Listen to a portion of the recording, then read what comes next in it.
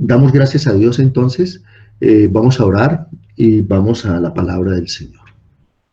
Padre Santo, gracias en el nombre de nuestro Señor Jesús, porque en cada testimonio que hemos escuchado esta noche, vemos tu amor, vemos tu fidelidad, tu generosidad, tu cuidado y el propósito de enseñarnos, de corregirnos, de formarnos.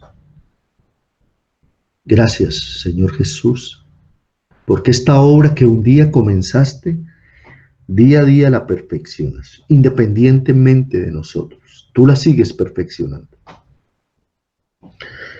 Gracias, oh Dios, por tu palabra, viva y eficaz, más cortante que toda espada de dos filos, que penetra hasta partir el alma y el espíritu, y que discierne nuestros pensamientos y las intenciones de nuestro corazón. Dios, a través de tu palabra hoy, límpianos, corrígenos, enderézanos, trae alegría a nuestro corazón, esperanza, fortalece nuestra fe y permítenos ser mejores para tu gloria y tu honra. Danos un oído sabio para oír sabiamente y que nuestro corazón no sea rebelde a tu voz. Gracias, Espíritu de Dios, por iluminarnos y por enseñarnos. Amén. Bueno.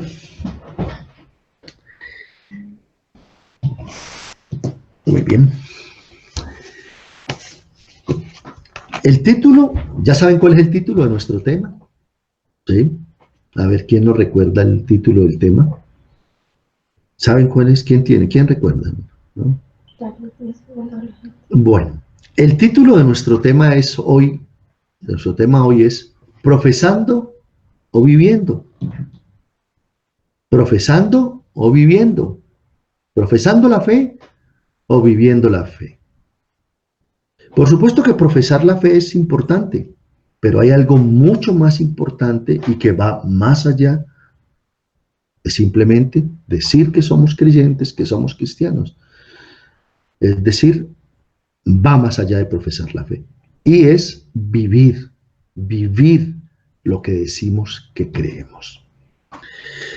Recordemos que el apóstol Santiago dice que la fe sin obras es muerta. Una fe sin obras es muerta. Si usted dice que tiene fe, pero se deja comer por el miedo, frente a la adversidad, frente a la enfermedad, hay unos zancudos aquí que están que lo transportan a uno. Esa fe es muerta, no está funcionando, no está obrando. Si usted dice que es creyente, pero para sobrevivir en este mundo acude a los atajos de la estafa, del engaño, de la mentira, de la falsificación, del fraude, porque no puede traer la comida a la casa, sino es a través de esos medios, pues realmente usted simplemente profesa una fe, dice tener una fe, pero usted no está viviendo la fe. Porque si viviera la fe, entonces usted no tomaría esos atajos, no estafaría, no cometería fraudes, no engañaría, no evadiría.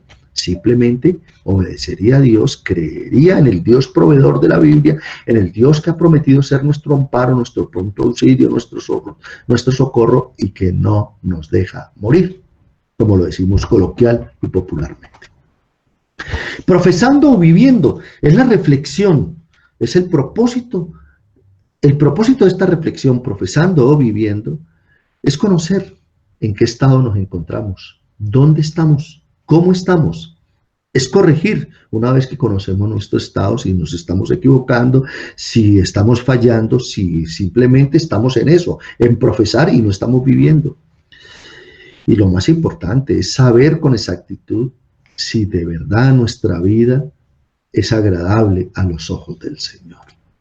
Yo no creo que sea agradable a los ojos del Señor la vida de una persona que profesa la fe cristiana, pero que no la vive. ¿O cree usted que una persona que dice ser cristiana, que profesa la fe, pero que engaña a la gente en los negocios, hace trampa, ¿cierto? ¿Está agradando a Dios? Yo no creo. La Biblia no dice eso.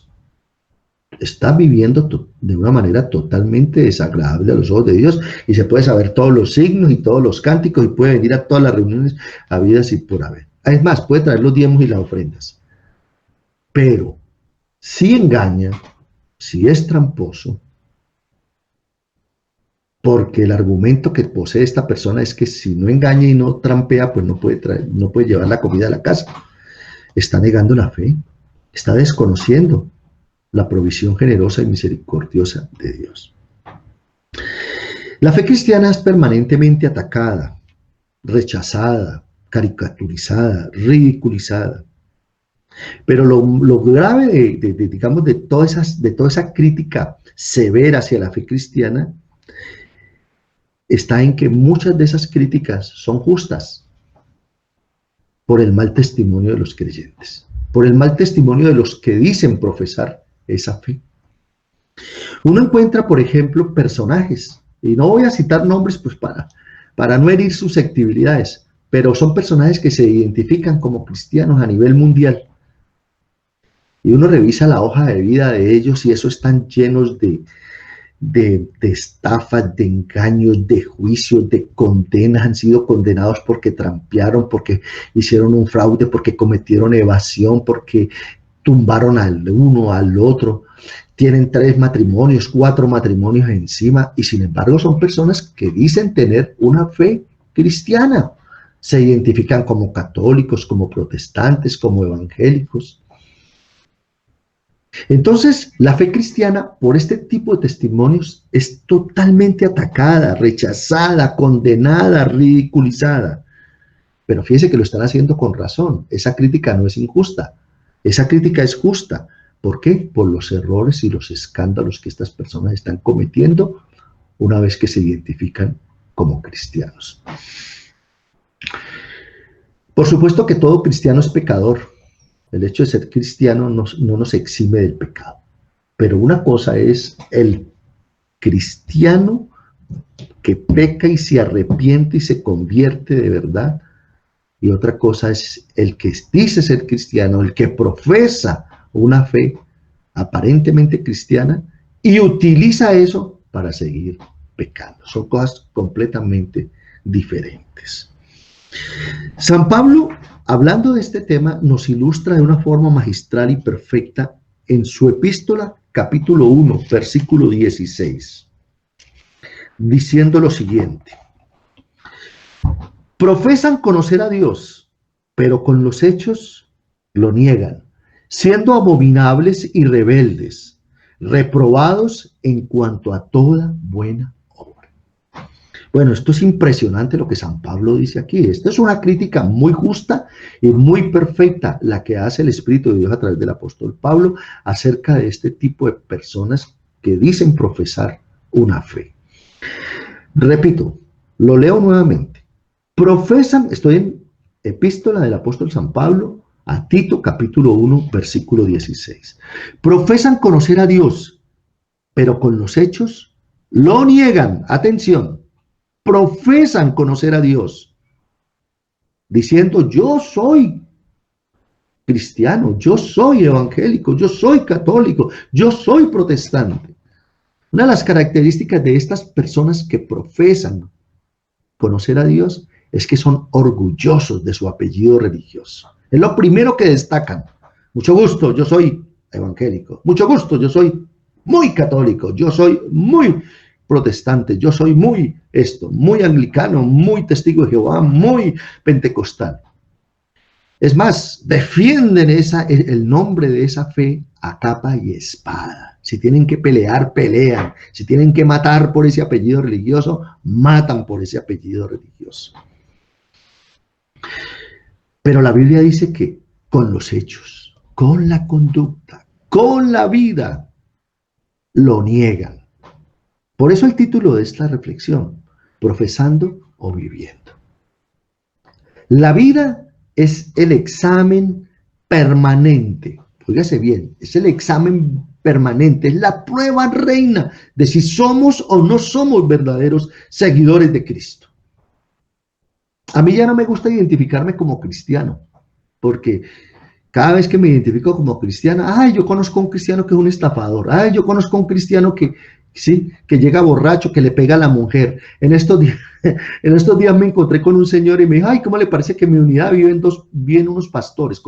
Compraron una casa como de 700 millones de pesos, viven unos pastores y les gusta mucho el whisky. La pasan bebiendo whisky y emborrachándose todos los fines de semana. Fue lo primero que me dijeron. Bueno. Entonces yo prefiero más bien identificarme como un creyente. No, yo creo en que soy creyente, creo en Jesús como Señor y Salvador, porque es que el término cristiano se ha evaluado tanto, ya no solamente es el término protestante, evangélico, católico, sino que el término cristiano está la verdad, muy devaluado. Nada que ver con la concepción o el respeto que se tenía a la palabra cristiano hace siglos, cuando nació la iglesia del Señor. Cuando allá en Antioquía, no en Antioquia, sino en Antioquía, los llamaron por primera vez cristianos, o sea, los seguidores de Cristo. No, yo conozco cristianos, no hago negocio con más peligrosos, no son más peligrosos, son unos estafadores, unos vivos, unos avivatos. No, yo con esa gente no, yo no me meto. Es más, yo para ser mejor persona, para ser bueno, para ser educado, yo no necesito ser cristiano. Es lo primero que le están planteando a uno. Bueno, San Pablo entonces dice que con sus hechos, estas personas que profesan una fe y que se dicen ser cristianos, lo están negando. Y dice Pablo que son abominables, óigase bien, siento que abominables, no solamente a los ojos de Dios, sino a los ojos del mundo, de este mundo que es tan crítico y que no nos rebaja media. Califica San Pablo a estas personas como no solamente abominables, o sea, dignos de ser rechazados y condenados, sino como rebeldes. Son abiertamente rebeldes a Dios, son enemigos de Dios. Dice reprobados, es decir, han perdido el examen de la vida en cuanto a toda buena obra, o sea, que nada de lo que hacen tiene aprobación divina.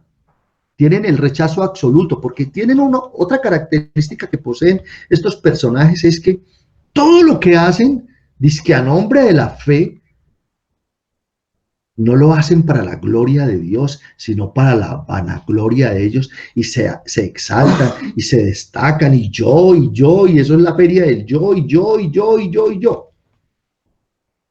Mientras que el verdadero creyente, el que en verdad profesa conocer a Dios y con su vida lo refrenda, siempre glorifica a Dios y reconoce que toda buena obra en él procede del cielo, Señor, para su gloria y su honra, porque es que yo, como creyente, seguidor de Jesús, Guillermo Alberto Biancha, no soy capaz de producir una buena obra, porque no tengo el poder de ejecutar una buena obra.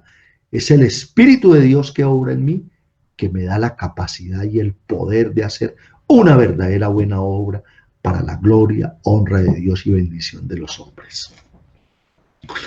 San Pablo entonces habla de este mal mayor y común en la sociedad. Fíjese que hoy es muy normal esta crítica hacia los cristianos, pero es que en esa época también. Si usted revisa los versículos anteriores, desde el versículo 12, el apóstol Pablo dice, uno de ellos, su propio profeta, dijo, los cretenses, estaba hablando de la gente que vivía en la isla de Creta, siempre mentirosos, oiga, siempre mentirosos, malas bestias, dragones, glotones, ociosos, flojos, perezosos. Este testimonio es verdadero, por tanto, repréndelos duramente para que sean sanos en la fe, porque ese es un mal de la fe. Profesar, decir que creo, pero no vivir conforme a esa fe que Dios demanda de nosotros. No atendiendo a fábulas judaicas ni a mandamientos de hombres que se apartan de la verdad. Todas las cosas son puras para los puros, mas para los corrompidos e incrédulos nada les es puro, pues hasta su mente y su conciencia están corrompidas. Bueno, esto era un mal que ya se presentaba en la sociedad en esa época, estamos hablando del siglo I. Por supuesto que este es un mal muy común en nuestra sociedad de hoy. Hoy hablaba con mi hermana que vive en los Estados Unidos, ella es creyente y está muy decepcionada. Hay una profunda decepción ella de las iglesias de las iglesias que se dicen ser cristianas. Estoy hablando de las iglesias protestantes. En los Estados Unidos predomina el cristianismo protestante. Hay cristianismo católico, sí, pero está por debajo del cristianismo protestante.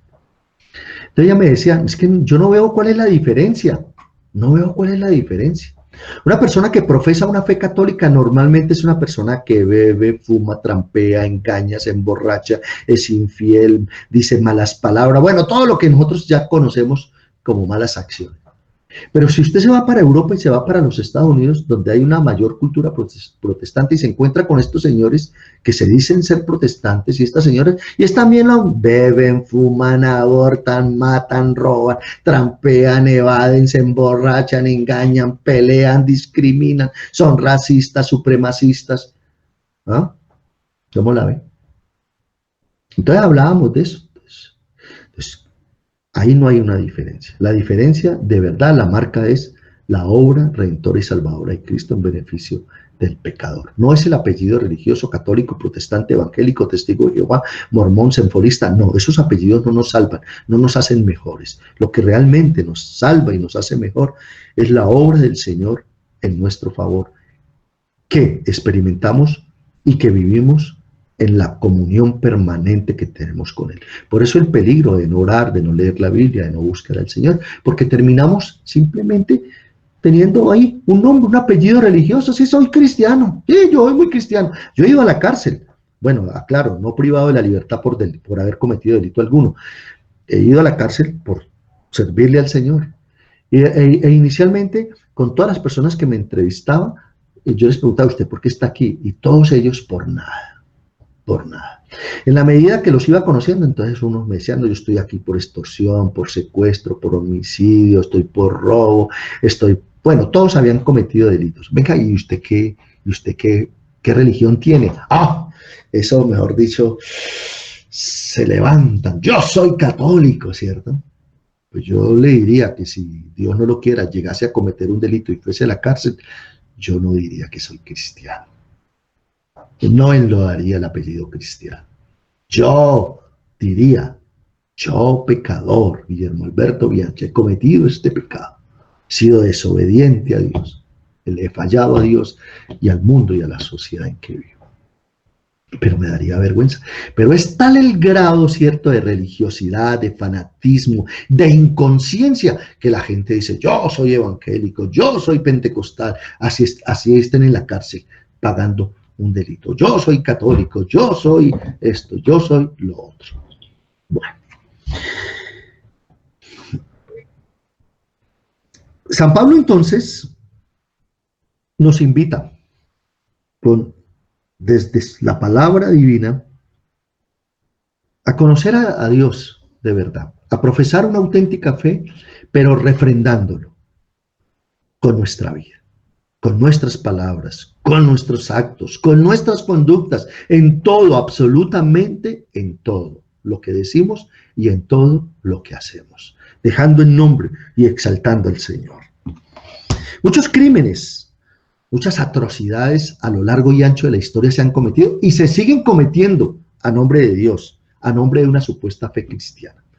Los cristianos protestantes y los cristianos católicos en Europa se mataban entre ellos. Los católicos quemaban a los protestantes y también muchos protestantes quemaron a muchos católicos por su fe. Y yo pregunto, ¿dónde estaba el Señor? Ahí estaba el Señor. Ahí estaban los valores cristianos, las enseñanzas de Jesús, el amor divino, el perdón, la generosidad, la misericordia y la compasión. De ninguna manera, no estaban allí. Las famosas cruzadas cristianas, expediciones militares criminales organizadas por la Iglesia Católica, que dejaron genocidios, millares y millares de muertos a lo largo y ancho. Mucha gente ha sido a nombre de una fe, llámese cristiana, musulmana, etcétera, etcétera. Muchas atrocidades se han cometido a nombre de estas fe, de este tipo de fe.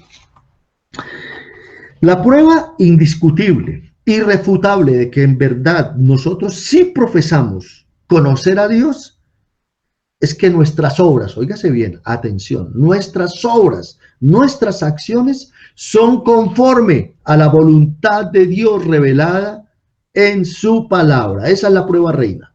Esa prueba es indiscutible, es irrefutable. Si a mí me dicen que vaya y mate a nombre de Dios, porque eso va a traer un gran beneficio a la iglesia, es inconcebible, inaceptable. El Señor dice que no matarás. El Señor a mí como cristiano me demanda el perdón, la generosidad, la misericordia, la compasión, el respeto por la vida. Por eso, desde la perspectiva cristiana es inaceptable el aborto. Nosotros no aceptamos el aborto, lo rechazamos y lo condenamos. Pero eso no nos da derecho a salir a la calle a agredir a la gente. Y a nombre de la fe cristiana, entonces, a satanizar, a demonizar y a agredir a todos aquellos que son pro aborto. Todo lo contrario, desde nuestra fe, ¿cierto?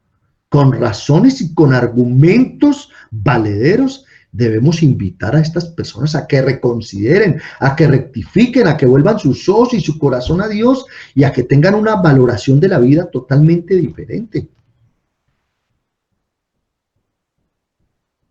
Pero son las contradicciones del mundo en que vivimos, ¿no? Los proabortistas, por ejemplo, son defensores de la paz, y eso es válido que defiendan la paz, pero no defienden la vida, porque consideran que pues, las mujeres son dueñas de su cuerpo y que pueden atentar contra una vida. Entonces, reitero, la prueba reina de que en verdad profesamos conocer a Dios es que nuestras obras son conforme a la voluntad del Señor. No hay autoridad por encima de Dios. Si Dios dice que no mintamos, no podemos mentir. Si Dios dice que amemos, que perdonemos, que no matemos, que no robemos, que no evadamos, esa es su voluntad, y no hay poder humano, y no hay palabra humana, y no hay concilio religioso, por cristiano que sea, que pueda invalidar o que le pueda colgar micos a esas leyes divinas.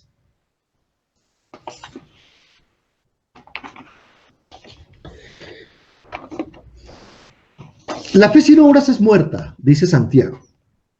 Ustedes recuerdan ese pasaje, ¿cierto? La fe sin obras es muerta. Está en Santiago, capítulo 2. Pero alguno dirá, tú tienes fe y yo tengo obras. Estoy en el capítulo 2 de Santiago, versículo 18. Muéstrame tu fe sin tus obras y yo te mostraré mi fe por mis obras. Mire la diferencia. Yo te mostraré mi fe por mis obras. ¿Tú crees que Dios es uno? Dice Santiago, bien haces. También los demonios creen y tiemblan. ¿Cómo le parece? ¿Tú crees que Dios es uno? Bien haces en creer que Dios es uno. Pero también los demonios creen y tiemblan. ¿Mas quieres saber, hombre vano, que la fe sin obras es muerta? Ay, no, yo creo mucho en Diosito lindo, Jesús, Chuchito lindo, el Zarco. Yo creo en, bueno, en todo lo que, toda la religiosidad que, por ejemplo, en el mundo en que vivimos. Nosotros vivimos en un mundo cultural religioso católico. Usted sabe que hay mucha religiosidad. El Zarco, el Divino Exeomo, el Divino Baby, el Señor de los Milagros, el Señor de Monserrate, el Señor Caído, la Virgen de aquí, la Virgen de allá, la Virgen de más allá, en las 50.000 vírgenes. La gente, y la gente alardea de esa fe. Toda esta gente dice creer en Dios, pero con sus obras lo niegan. Por ejemplo, esa obra de idolatría es una negación auténtica de la fe. Los demonios creen en Dios. Todo el mundo dice creer en Dios. Y tiemblan los demonios. Pero profesar una fe a nombre de Dios no es suficiente. Siempre habrá que reprenderla con una vida conforme a la voluntad de Dios. Y no hay instancia de la vida humana que no esté bajo la legislación divina revelada en su palabra. Muchísimas personas presumen, dicen ser muy devotas, ser muy religiosas, ser muy creyentes, pero como decía anteriormente, con sus obras lo niegan. Generalmente este tipo de personas que dicen profesar y que presumen de su fe y de su religiosidad, lo hacen por una tradición. no lo hacen por una convicción. Y muchísimas de esas personas no están conscientes de lo que hacen.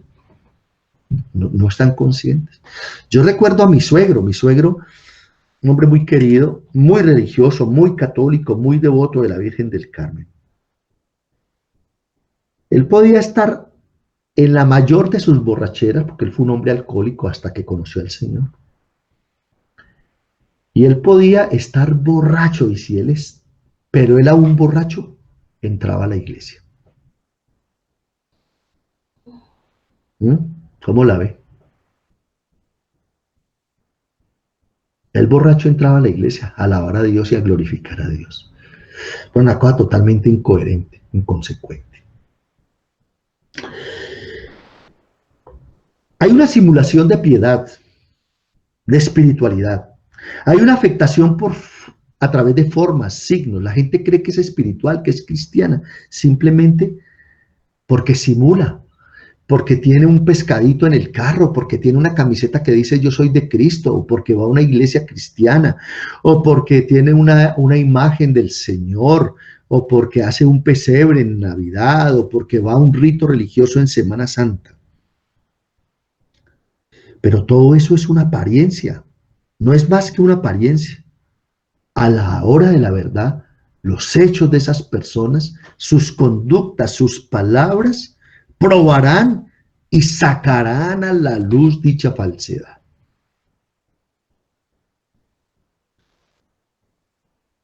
Ahora, estas personas no son conscientes de esta realidad espiritual. Recordemos que están muertos espiritualmente. La palabra de Dios dice que sin Cristo estamos muertos espiritualmente, que la paga del pecado es muerte. Y esa muerte espiritual impide que el hombre pueda conocer a Dios, como lo podemos conocer una vez que tenemos vida espiritual, que hemos recibido a Cristo. Esas personas no solamente están muertas espiritualmente, moran en tinieblas y no pueden ver su realidad. Ellos no pueden ver su realidad. Recordemos al rey David, un hombre conforme al corazón de Dios. Recordamos la dimensión de sus pecados. Mató, sobornó, engañó, adulteró, bueno, los cometió todos. Sin embargo, él creía que estaba bien. Él había caído en un bache de oscuridad. Él estaba totalmente perdido. ¿Y qué sacó a la luz? ¿Qué lo hizo? ¿Qué lo hizo ver sus pecados? La luz del Señor, la luz de su palabra. Dios envió al profeta Natán para que lo exhortase, para que le señalase lo mal que estaba.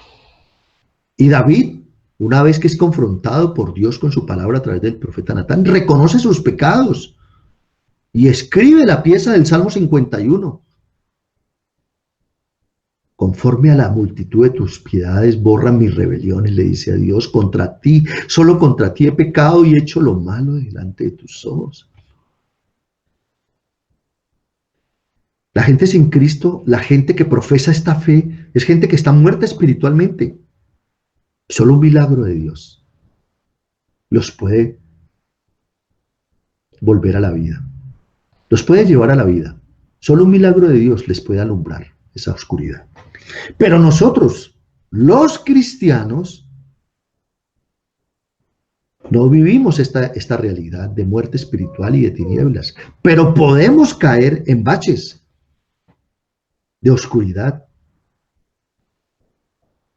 Pues no estamos exentos de eso. Por eso el apóstol Pablo y por eso el Señor Jesús nos advierte al respecto y nos dice cómo prevenir esa situación y ya vamos a llegar allá.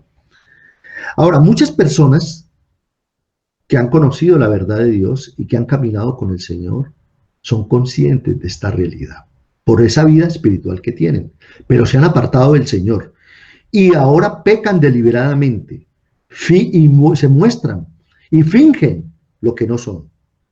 A esto lo llamamos la hipocresía religiosa. Y de eso está lleno el mundo.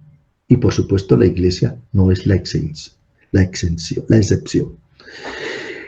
Casos, los fariseos que fueron denunciados por Jesús. El Señor los denunció, los censuró, los reprobó. Hipócritas, sepulcros blanqueados, les dijo.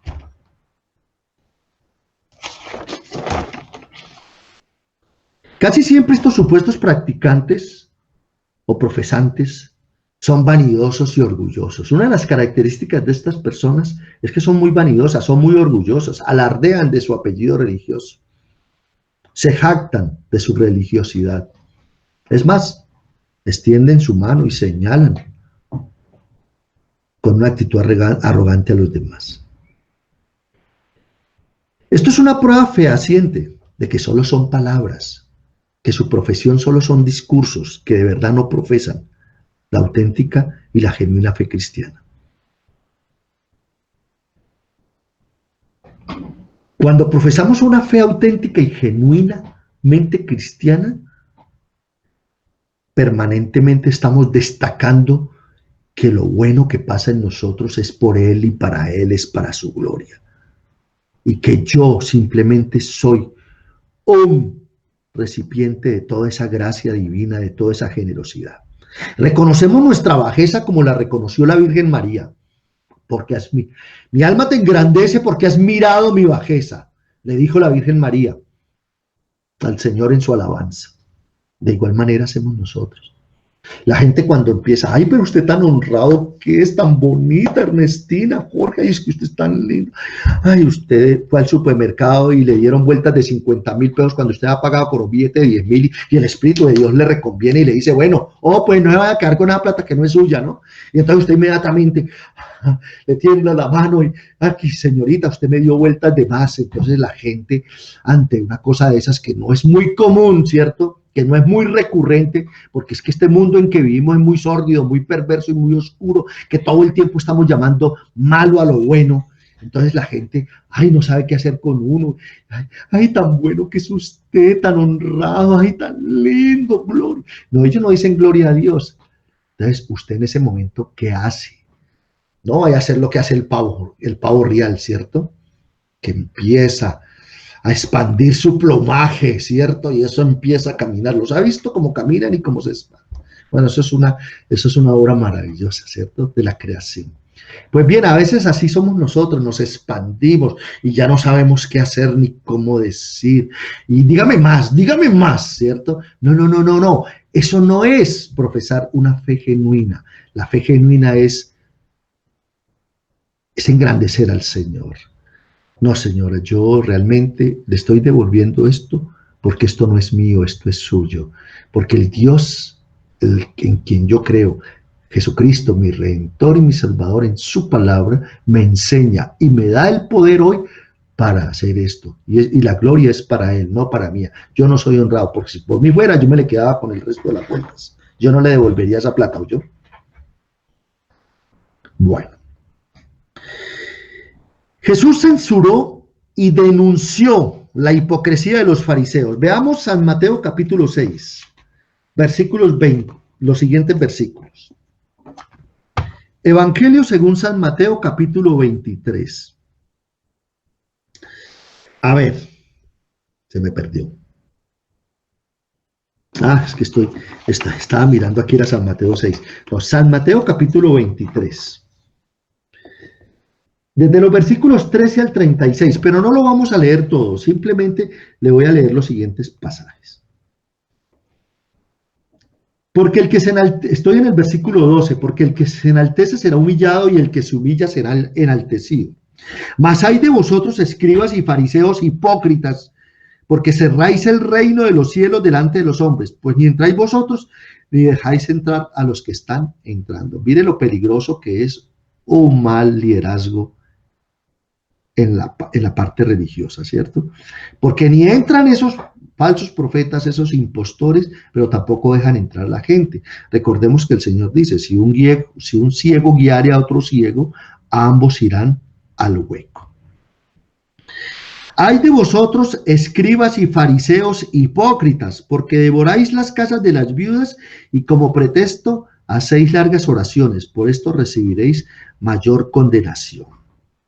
Bueno, hay de vosotros, versículo 16, guías ciegos, les dijo guías ciegos, porque cuando profesábamos la fe y no la refrendamos con nuestra vida, nosotros ya no somos ciegos, somos guías ciegos que estamos guiando a otros ciegos.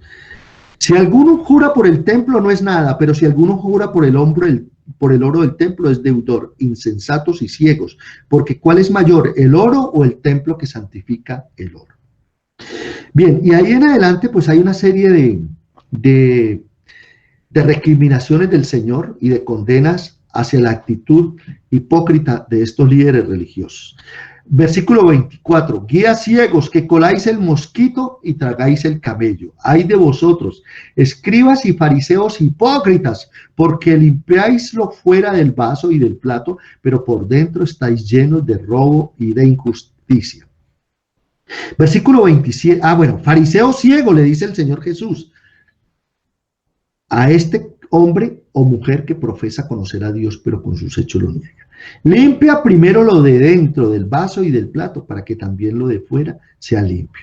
Versículo 27, ay de vosotros, escribas y fariseos hipócritas, porque sois semejantes a sepulcros blanqueados, que por fuera la verdad se muestran hermosos, mas por dentro están llenos de huesos de muertos y de toda inmundicia. Así también vosotros, por fuera la verdad, os mostráis justos a los hombres, pero por dentro estáis llenos de hipocresía e iniquidad. Bueno, ¿cómo les parece esta descripción? ¿Ah? Pues bien, pero eso también nos puede pasar.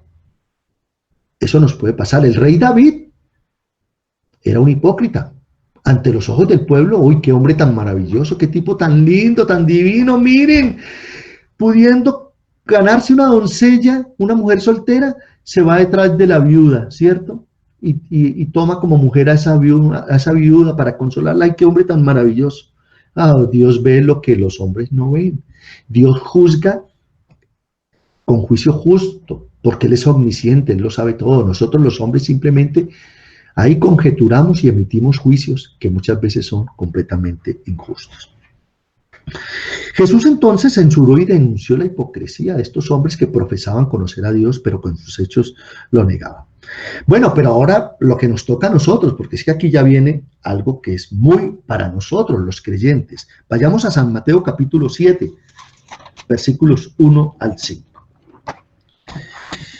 No juzguéis para que no seáis juzgados, porque con el juicio con que juzgáis seréis juzgados, y con la medida con que medís os será medido. ¿Y por qué miras la paja que está en el ojo de tu hermano y no echas de ver la viga que está en tu propio ojo? ¿O cómo dirás a tu hermano, déjame sacar la paja de tu ojo y he aquí la viga en el ojo tuyo? Hipócrita, saca primero la viga de tu propio ojo y entonces verás bien para sacar la paja del ojo de tu hermano. Bueno, ¿cómo les parece? Esto ya tiene que ver con nosotros, ¿cierto? Cuando usted ve algo malo en alguien, algo pecaminoso, lo primero que tiene que hacer es juzgue justamente, asegúrese de que de verdad eso que le dijeron de alguien que está muy cerca de su vida y sobre el cual usted tiene algún tipo de autoridad, sea cierto. Porque muchas veces hay información que es calumniosa y usted sobre la base de la calumnia va juzgando, va condenando y va cortando cabezas.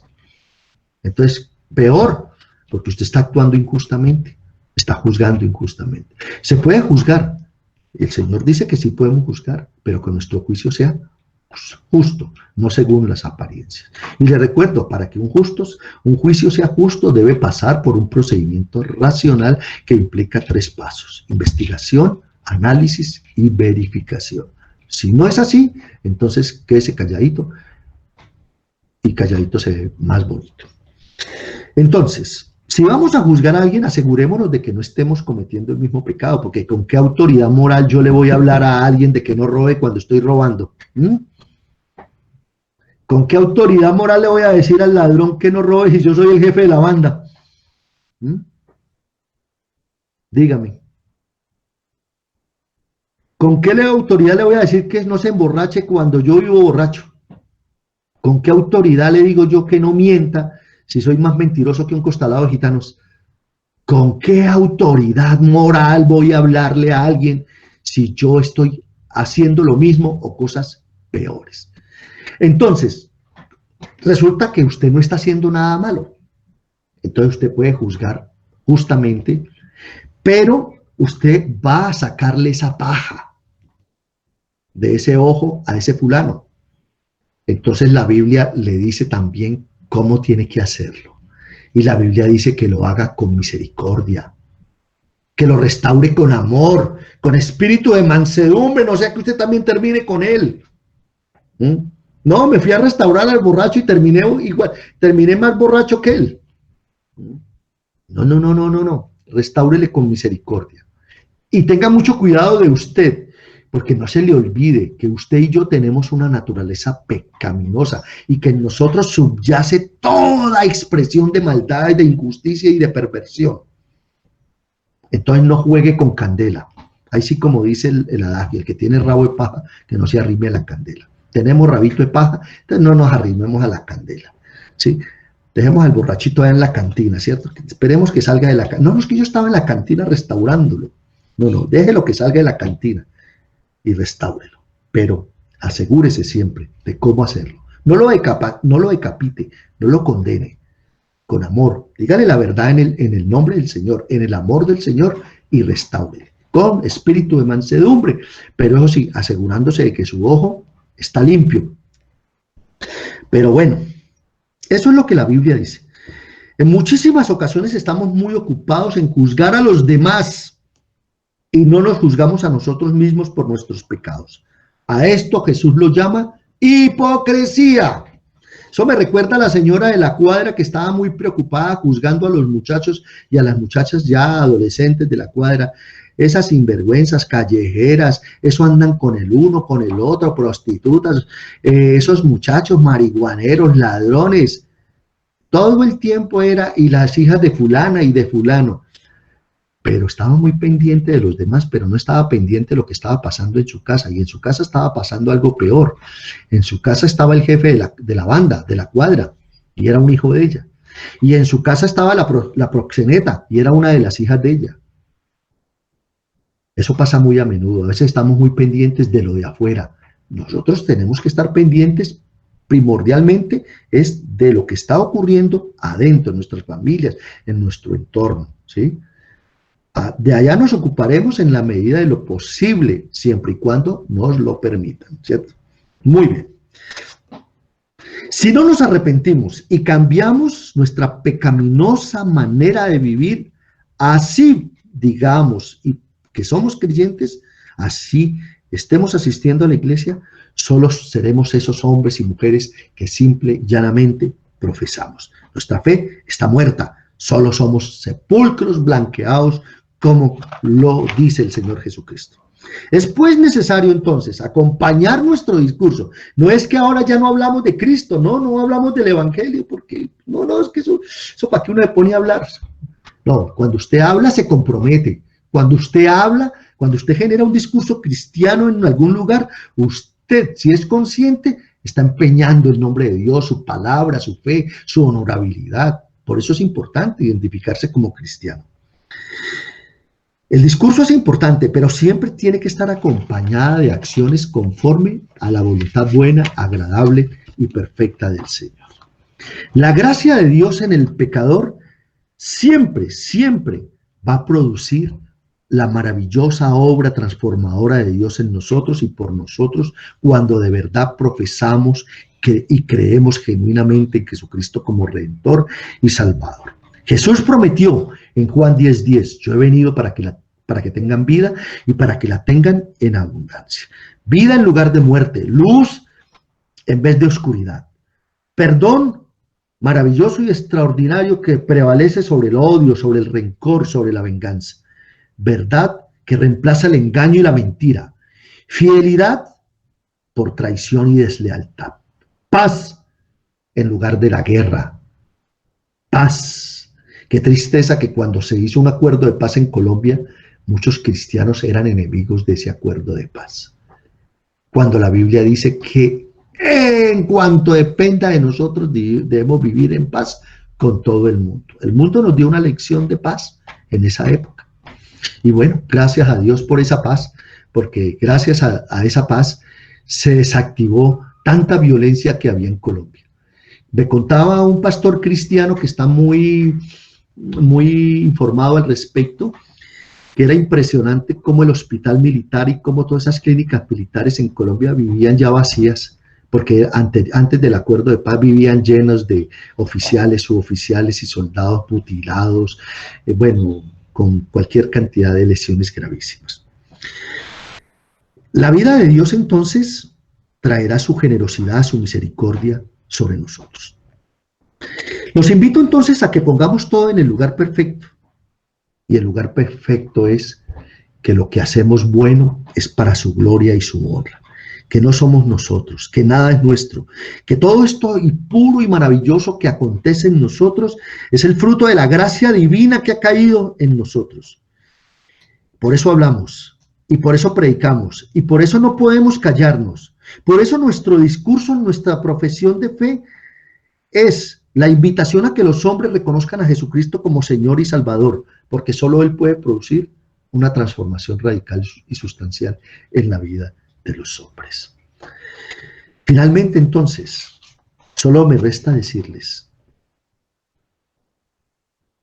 seamos hombres y mujeres que profesamos una auténtica y genuina fe, pero que diariamente la estamos refrendando con nuestras obras, obras ajustadas a la voluntad de Dios, para la gloria y honra de Él. No seamos como Judas. Judas representa a ese hombre que profesa conocer a Dios y que con sus hechos lo niega. Judas caminó con Jesús 3 años, se identificó, a tal punto que le entregaron la tesorería, manejaba el billete, imagínense. Le gustaba mucho la plática a Judas. Pero Judas simplemente profesó conocer a Dios, pero con sus hechos lo negó, traicionó al Señor, vendió al Señor, lo entregó. Pero ustedes recuerdan el final de Judas. Que no nos pasen cosas parecidas. Porque muchos estamos y decimos profesar, pero terminamos como Judas o peor que Judas. Pedro, usted podría decir, pero Pedro negó al Señor. Sí, Pedro negó al Señor, pero Pedro no representa al hombre que profesa conocer a Dios y con sus hechos lo niega. Pedro representa a un hombre que de verdad profesa conocer a Dios, que peca, que se equivoca, traicionó al Señor, negó al Señor, pero se arrepintió y su arrepentimiento lo llevó a ser un hombre totalmente entregado a Jesús y dio su vida por el Señor. Nosotros profesamos esta fe, no significa que nunca pecamos, pero si por alguna razón flaqueamos frente a la carne y pecamos, sabemos qué hacer, arrepentirnos, porque Dios al pecador arrepentido no desecha. Les invito a que oremos. Padre Santo, gracias en el nombre de nuestro Señor Jesucristo, por tu maravillosa palabra, que en esta noche me corrige, me endereza, me limpia y me transforma. Señor Jesús, enséñame a vivir para tu gloria y tu honra, de una manera agradable, ajustada siempre a tu voluntad. Líbrame de profesar una fe incoherente, sin obras, inconsistente. Líbrame de ser un religioso más en este mundo, de tener un apellido religioso cristiano. Señor, yo no quiero que cuando me califiques me digas sepulcro blanqueado. Yo no quiero esa calificación de hipócrita. Yo no quiero un ay para mi vida. Por eso, en esta noche te pido humildemente que reveles a mi alma, que reveles a mi corazón, que me muestres cuán frágil soy, que me reveles la bajeza que hay en mí, que como la Virgen María, yo te pueda exaltar porque has mirado mi bajeza, que yo mantenga aterrizado, reconociendo cuán pecador soy y cuán grande es mi necesidad de ti, Redentor y Salvador perfecto, Señor Jesucristo. No me dejes perder de vista en ningún instante de mi vida la necesidad de mi salvación, la necesidad de un Salvador, la necesidad de depender de ti. para poder ejecutar cualquier obra buena en este mundo para la gloria y honra tuya. Que mis hechos, que mis conductas, que mis palabras muestren que de verdad esta fe que digo poseer en ti, Jesucristo, como Redentor y Salvador, es verdadera, es genuina, es auténtica, es tuya, para tu gloria y honra. Gracias, Espíritu de Dios, por redarguirnos, por enseñarnos en esta noche, por corregirnos, por mostrarnos, por ayudarnos a entender nuestra realidad. Que todo lo que hagamos y digamos sea para tu gloria y tu honra.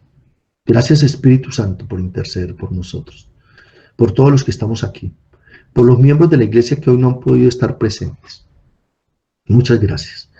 Te pedimos, Padre, que tomes este resto de fin de semana, que tomes nuestro descanso, que tomes esta nueva semana de actividades, que bendigas nuestras casas, nuestras familias, nuestros hogares, nuestros seres queridos, que nos guardes de toda cosa mala, que nos guardes del mundo, del diablo, de la carne. Rodéanos y abrázanos, Redentor y Salvador nuestro, Señor Jesucristo. Amén. Bueno, mis hermanos, mis queridos amigos y amigas, muchas gracias por habernos acompañado en esta tarde, parte de la tardecita, y ya. Que Dios les siga bendiciendo todo, será muy felices.